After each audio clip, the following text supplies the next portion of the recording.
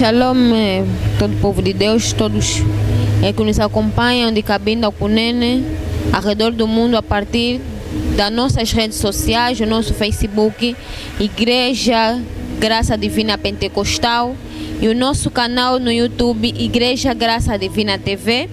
Como prometido é devido, nós voltamos para fazer a nossa emissão com o profeta Bem-vindo Jimmy. Já estamos cá postos para fazer a nossa emissão. Nós estamos a falar acerca da sétima estrela, que é a estrela de servir a Deus, e a quinta lei, que é o sujeito de oração, a quinta lei, que é a lei da multiplicação e do progresso. Shalom, profeta Bem-vindo Jimmy. Shalom, irmã Teresa. Shalom também a nossa mamá do Tumba. O profeta que tem nos ensinado acerca da vida de Abraão, conforme Deus começou com Abraão, conforme Deus tirou Abraão da sua família e começou-lhe primeiramente mudando o seu sangue e depois mudando o seu nome, porque o Abraão vem de uma família muito mal, família que estudaram a astrologia, família que tinha bruxaria. Profeta, de tantas as pessoas que tinha naquele meio ou naquela confusão, porque Deus somente pegou Abraão e não uma outra pessoa, mas sim Deus pegou Abraão e começou uma história nova com Abraão? Obrigado pela questão. Segundo a vontade de Deus, Deus não faz coisa pelo sentimento, mas Deus na cada família, pode ser família das trevas, mas tem uma pessoa Deus vai escolher, ela vai ser líder, herói da família. No caminho dele é onde que a família vai ter libertação. Deus olhou na família do Terás, porque aquela família costuma fazer culto de astrologia, aquilo que Deus não gosta.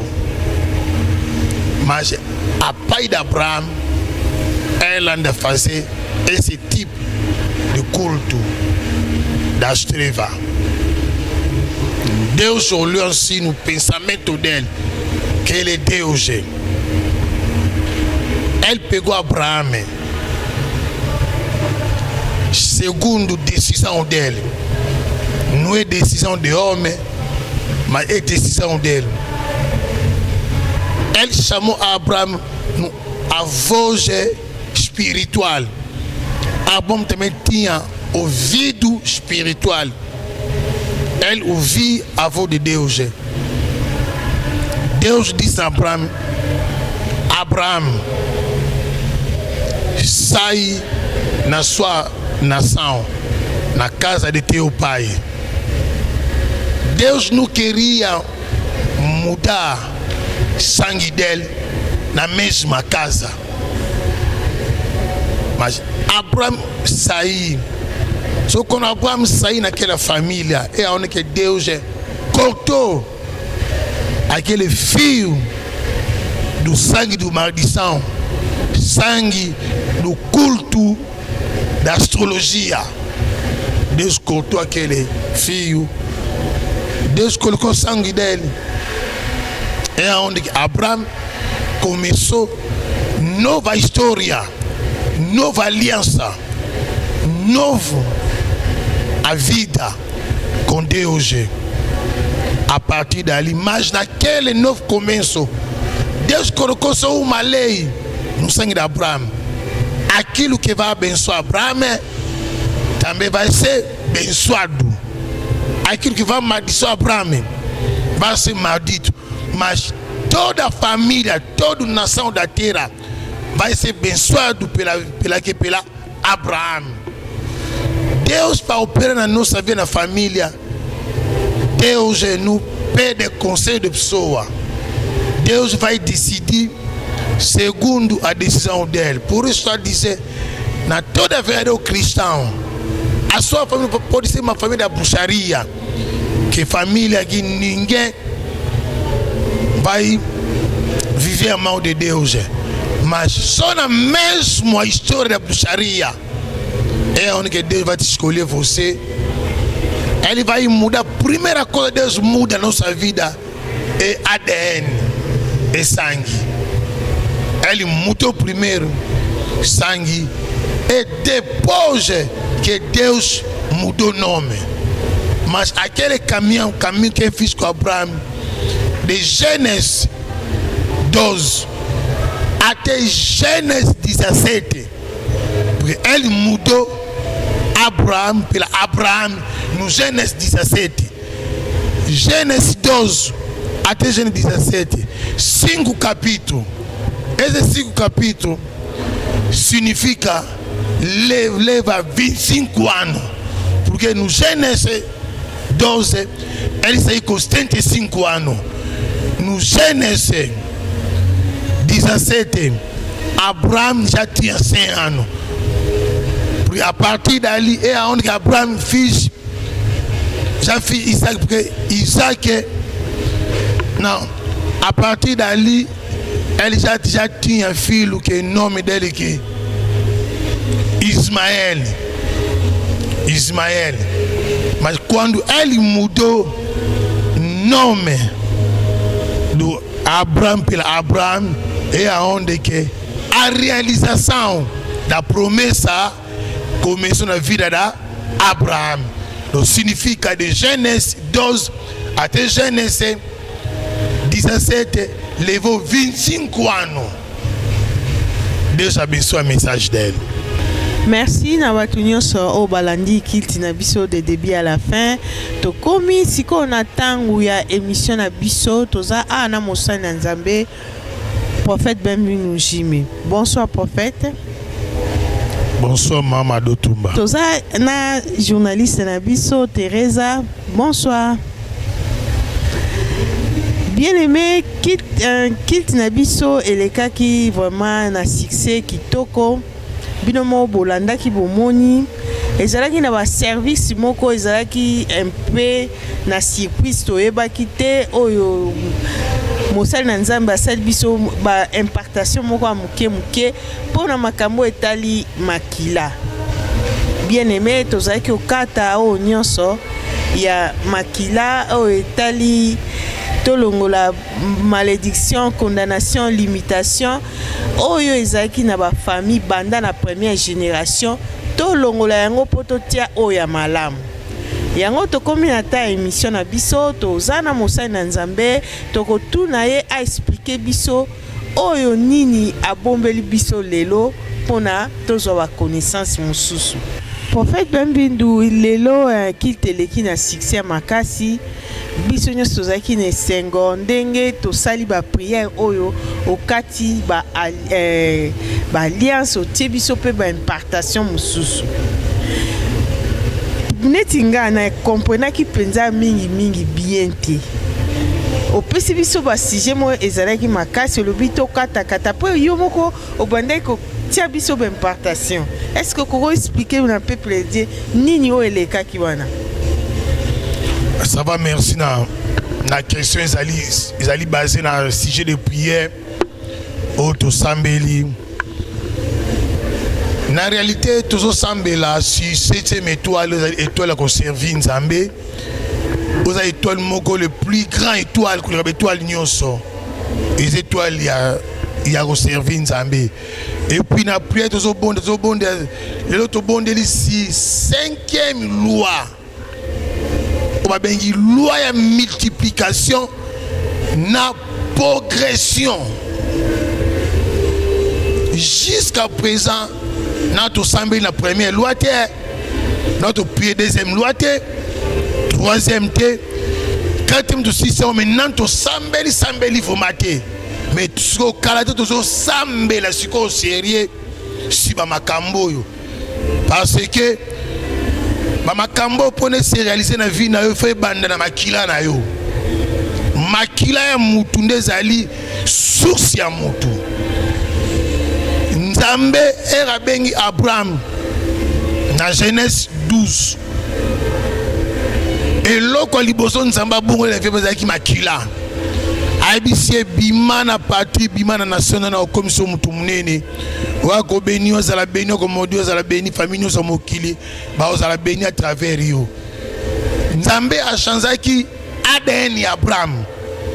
Mais comme Abraham est ka Abraham. Et l'autre chose nzamba chana vie qui makila. Parce que makila zali référence. Po ba ke mwana azali ya papa oyo batala makila. Batala kombo ya kapri. Makila ezobomba secret à bénédiction et puis secret à malédiction et vandi peka na makila kosala na makila te des fois osambela na yo mais oyebi na yo te makambo malamu makila eze loko basaka na ngo te donc yango to sambeli lelo ba toki wana tuseki batu ezali ba naza ko connecter yo ke ozo senga na makila na yo ale kota yo pe kati na yo parce que to prier mingi ya ofanda but ba yeba kite point to ofanda ki but ba yeba kite ba secret to ko révéler yango après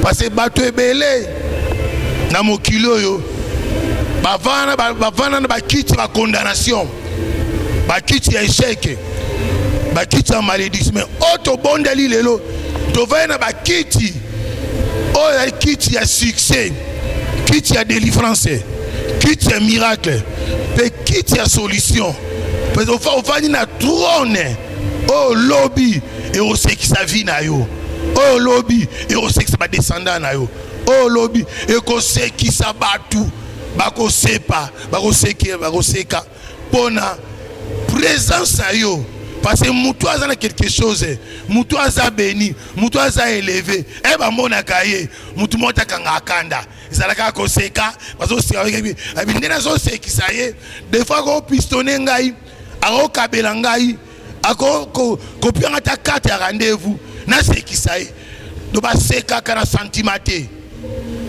do isa makambu oyo to ko prier parce que 2025 prophétie il y a 2025 to aussi sango lokola banenyo stuté ene loko nzambe ala ki peuple nae alobi mo peuple na ba reconnaître ko vivre na confusion te na lingi na dresser statut ya sika na dresser chemin ya sika na vie ya batoyo o bazo servir ngai o bazo sambela ngai pona nini basufraka poni bazala condamné condamnation à lobby zaki ignorance oyeba kite mais nazola kisayo connaissance ya malamu oyeba ba loi spirituelle oyeba pe comment ya oloba na makila na makino pesa nini échanger obika makambo lobaki olobika maloba mais makambo esa nini elata yo nzoto lobby omulango réalité kola pambola yo merci. Obrigado, profeta, bem-vindo, Geme. No momento do ensinamento, o profeta bem-vindo explicou acerca da fundação e do enquadramento de uma pessoa.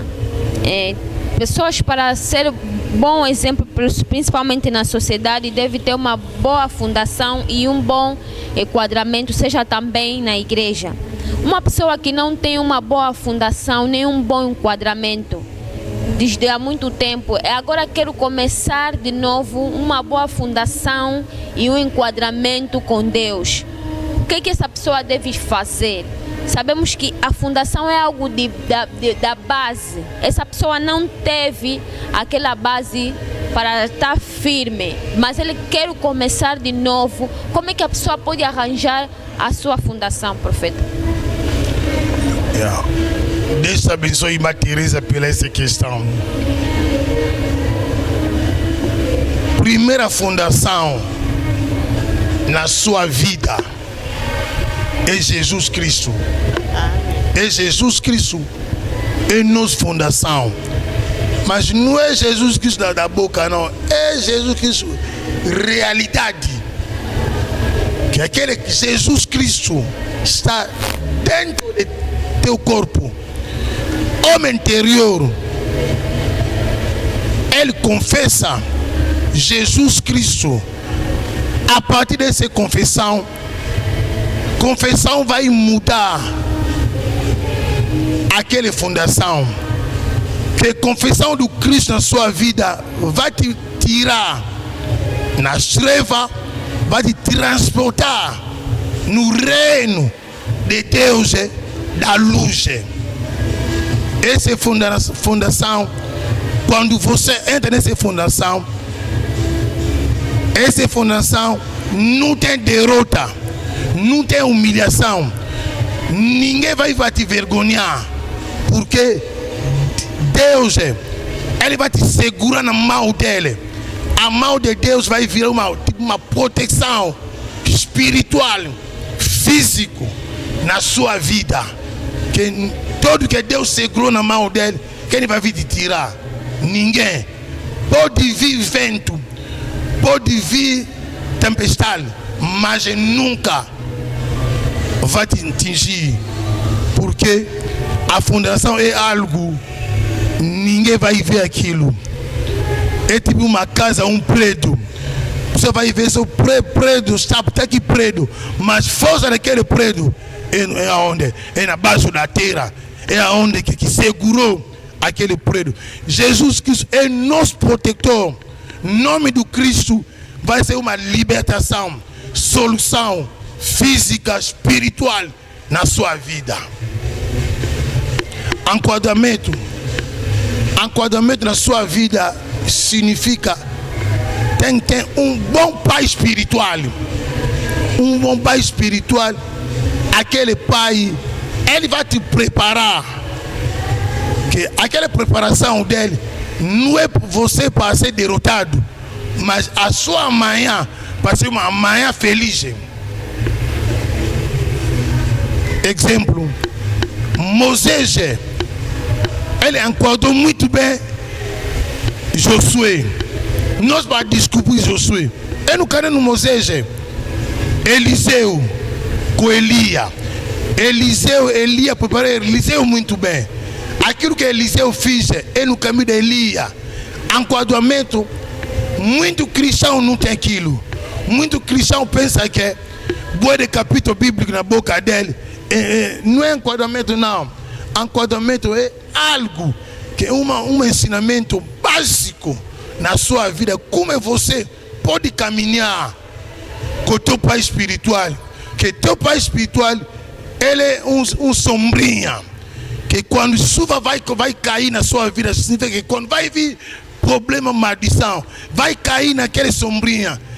Aquela sombrinha é palavra de teu pai, é uma proteção. Aquilo que vai te proteger a sua vida espiritual, até físico. Amanhã você pode ser grande homem de Deus, grande homem de negócio, grande mulher de negócio. Preciso é um enquadramento muito bem para te orientar no teu destino. Mardoqueu com Rainha Esther. Mardoqueu foi ele que enquadrou Esther para chegar na casa real. Sem Mardoqueu, Esther não podia chegar ali. É Mardoqueu que preparou muito bem Esther para chegar naquela casa da glória. Enquadramento, fundação, é duas coisas que um cristão, um servo de Deus tem que ter. Que quando você tem essas coisas, não vai ser um cristão indisciplinado, um cristão que está fazendo o que as pessoas respeitam, um cristão muito respeito, um cristão verdadeiro, porque ele tem uma boa preparação, que o pai espiritual dele preparou ele muito bem. Hoje muita gente está me perguntando no meu ministério, muita gente está me explicar, está me perguntar qual é o meu segredo, mas a pessoa não sabia que eu passou num pai, foi bom pai na minha vida. Passou tempo difícil ali, mas eu aguentou, eu suportou toda a realidade que aconteceu no meu pai, profeta Eliseu. No caminho dele, eu recebi uma boa formação. et aonde que hoje estou nesse nível. Também quando contou mais que o profeta Jeremias, ele me orientou, orou a favor de mim, e aonde que essa graça, eu fiz quase 8 anos, não só contra o profeta Jeremias, mas a minha graça, unção, poder de Deus não acaba. Sempre, cada dia está a aumentar, porque eu tenho um secreto, esse secreto não vou revelar hoje. Deus abençoe a sua vida, espero próximo domingo. Merci prophète, bem-vindo na éclaircissement aux Oluba, malgré aux bomba ba prise mususu olobi okati. Deuxième question est na deuxième volet, explication ya prière. Olobi biso 5e loi ya progression pe ya multiplication. La loi ya progression pe ya multiplication, olobi biso encadrement pe fondement. Ndeni mutu akozala bien encadré kati na Christ pe fondation na ye. Ça va, merci pour la question si encadrement pe fondement. Ngai nazali bien, nazalaki bien encadré. Ngai premièrement na banzelo ngana leki na nzela basali na Nzambe na leki pe pa ya Docteur Béni na assemblée locale na kenda kuna na après mutasuka mais basepela na nga bayambanga malamu na travailler kuna tina kuma kolala mbetu mona Docteur Béni ngai mbetu moko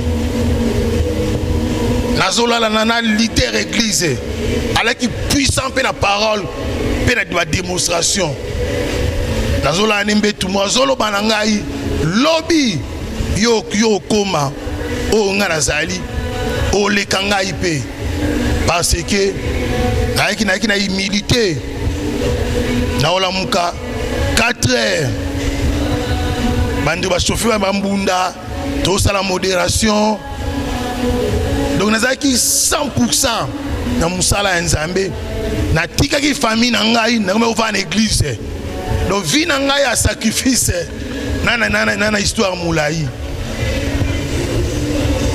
na bando ya bisinga longo na église via mabe na bina longo na église te na tikaki nyonso ona ko sala nazaki trop jeune likambo lo bazali kambu ya 2021 2001 nazaki trop jeune et l'équipe 24 likambo na travailler na Docteur Béni na longo ana mbonge koya ya keipso tikali titene na epe kolongo wana na ekoleka pe na assemblée des saints travailler pe kuna na évangéliste Papi Mungongo oaki encadré na biso alaksi biso côté ya biso simaloba na Nzambe côté vraiment oyo vraiment na bénéficier connaissance ebele et pas évangéliste Papi mais mambo nazoza mambo ya 2002 siko mais malgré tout wana ya laksinga maloba na Nzambe na demere pe na ye mais kaka ye moko mutu wana ayesko détruire ngai na 2009 a détruire ngai lisusu mais na oloba makambo asalanga te parce que eza passe na oloba ngo te mais eza chemin ya mosai na Nzambe na ekolongwa wana na ina business na ngai ti Nzambe ekoboma yango na 2010 nde sikoyo na ekokota na nzela ya mambo ya Nzambe na travaille na église moko clinique de la foi na travaille kuna na inde pe ka mondime ba bisinga na zana eloko ya Nzambe ba préparer nga papa tina ekokoma ko exercer ministère prophétique na ngai na banda kuna na prophétiser trop na église wana trop Naolo batiki maman na tizanga non. Ezalaki nde chemin na ngai ya ministère prophétique. Elle a travaillé en plein comme komata. Ba premier okuya wana nde na yoko lungwa wana. Na okina nga montagne. Na vai na montagne de 2011 si 2012 na mois de juillet nde nzamba olo banana kita azo kitene mama mora memanga na hôpital de la foi et pas prophète Élisée nde na kekuna na e comme intéressé protocole simple na travailler kuna ti après 2 ans et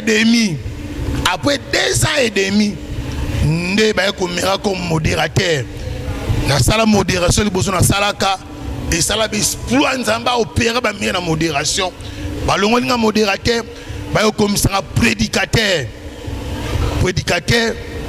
na 2013 prédicateur papa ba premier goya on a tonga prophète tout ba lukela ba problème ba miso critiquer ngai mais na supportera marteau wana le 15 décembre 2013 ndenga nazaki consacré comme prophète ya Nzambe mais na banda ministère okala na bandi ministère prophétique na bandi on a 1987 na prophétie boso ndenge assemblée ya Kauka ekolonga na cité Bethel o na apôtre pauvre mbiye na pesa prophétie église wana ekolongwa elongwa cap pe ba on sala assemblée de Kauka donc na parcours nazo blasi encadrement na fondement ya on azo expliquer makambo na bandi ministère prophétique oyo na 1987 témoin na ngai ezalaki besoin ezalaki frère Neskens ezalaki témoin na o bandi ko encadrer biso na ministère wana nazalaki na prophète mais nazo prophétiser déjà makambo ebele o salama na prophète si famille na ngai moko pe donc vie na nga encadrement na ngai lekeli wana nazalaki bien encadré parce que na yeba kotosa ba ene na nga na mambo ya Nzambe na kuta bango kotosa bango ko respecter bango toka mai na toki pangusa église na pangusi simba na pangusi na simbi mais bana lelo lobana toka mai boniko yo ningo monela ngai boningo salela ngai ngo utiliser ngai mais bisote ngando ngana pangusa memba pas mai ese ngai na travailler dit na hôpital de la foi et pas père na prophétie ici na travailler dit nazalaki bien encadré fondement wana on azalaki na yango ndezo sala ngai lelo nazalaka nde nazaboyi grâce ya Nzambe na vie mafuta o batsangai mafuta ekauka kate chaque jour mafuta na ngezo ezongenga parce que nazo tambola na ba principe spirituel na ibaka elora mutute nazo abasi abatute nazate o escroc o mutamaki ona nazakuna te nazo tambola na obanga Nzambe na osala volonté ya Nzambe mututa olobake na pesa ki mbongo na ngasambela ngala poto frande ale akanga téléphone so na benga yamba te téléphone ngamo na yamba kango so benga ozwa ngai moko nazo tosa ba principe ya Nzambe do naza bien fondé pe bien encadré à partir ya parcours na ngai nde na bandaki yango salike nazo ko avancer toujours na ministère oyo tena so ba porte ba donner bazoya ba okamwa bazokamwa comment nazo travailler na pression et puis na onction pe na démonstration ba prière makasi do zo kamusa batu bandeko nanga ba porte ba vie nanga ba ya nanga na ministère ba okamwa ngai comment grâce à Nzambe et au travail kati na ngai nazo ba invitation belé yaka ba église boy yaka lokola Nzamba lobaka na ngai na mono boete nazo tosa maloba ya Nzambe o lobaka na ngai na principe avant na musala parce que même na musala mokili boyo kana yo okota boyo kana yo obima mais na maman nzambe pesa ndenge so nzambe abengi yo boyoka ne malamu ndenge otravailler boyoka na nzambe bien ndeka ba contrat mokile ezali nde ba contrat maman nzambe ezali. Donc nazotambola na ba principe ya nzambe nazosala volonté ya nzambe ote salelanga boye ozungisa boye te pardon na mviaka via mutu te bapasteur bana baeglise minene makasi nzambe apambola bango baeglise bango ekona sepelaka na bozwi ya baninga na sepelaka mpe na bozwi ya bana ngai ya eglise nazalaka jaloux teke naosambela ye soso oyebanga te non ere aprie na kosala prie ya mosala na ngai te kolo mosala bisinga prie na kopriere mutu même oza enemi na ngai même oza ndoki même osalanga boni basalanga mabe nasambela mpo na bango. Donc ezali secret y'encadrement na fondement secret yango wana expliquer moi ndambu mikolo ko ya susu na expliquer encore pambolo mama do tumba na question otuni ba secret on des inspiration makasi keto devant ba relation malamu na nzambe kola pambola yo. Merci. Obrigado, profeta, bem-vindo, Jimmy. Terminamos agora a nossa emissão e nós vamos voltar na quarta-feira na nossa vigília, que terá o início às 21 horas até às 5 do dia seguinte. Essa vigília que é uma vigília de solução, vitória, milagres e libertações, meu amado. Vamos nos apegar a este Deus para que nós possamos viver essas coisas e viemos com a nossa fé aqui no Ministério da Graça Divina, nos concentremos com esse Deus para que nós possamos ver a sua mão poderosa nas nossas vidas. Nos encontraremos na quarta-feira, no momento da nossa vigília, às 21 horas. Obrigada. Merci na batu nyonso balandi mission na biso to comme na suka mission na biso to pesi merci mingi na prophète Benvindu Jimé kola pambola bino bi mama do tumba pambola pe ma Teresa na sacrifice bozo sala pona musala uza facilité apambola na pambola mabota na bino pambola misala apambola ba projet nyonso na kombo na Yesu Kristo. Amen. Merci na staff na biso na sima, merci na frère Patungolo, merci na frère Joël Tumba, merci na Teresa, merci na frère David, merci na sœur Thérèse encore ya journaliste. Siège na biso eza en Angola na Luanda na Golf Rua 13 numéro 295/A. Numéro ya Mosala Nzambe eza plus 244 922 07 86 76. Numéro esala 24/24 so beng Mosala Nzambe okozwaye po oyebisa ye ba problème na yo spirituel. Distance eza barrière te asalaka ba prière en ligne so oza na besoin partout bozali problème nyonso oza nango spirituel oyo ozomona ke okene hôpital ba docteur bakoki te Nzambe akokoka ngo aosambelelo omona loboko na Nzambe kati na famille pe na bomoi na yo. Merci. Kilt na biso ya semaine ezalaka mercredi na 16h kit prophétique pe esilaka na 19h vendredi pe kit ya délivrance de 16h à 19h toza na veille na biso eza na mois oyo ekobanda le 15 ezali mercredi tozalaka na kit na moi mais kit na moi ezala te tokotamba mo na veille ebanda na 21h ti na 5h. Bien aimé, le 30 peut en veiller, le 31 peut en veiller. Veiller wana ezali pona délivrance pe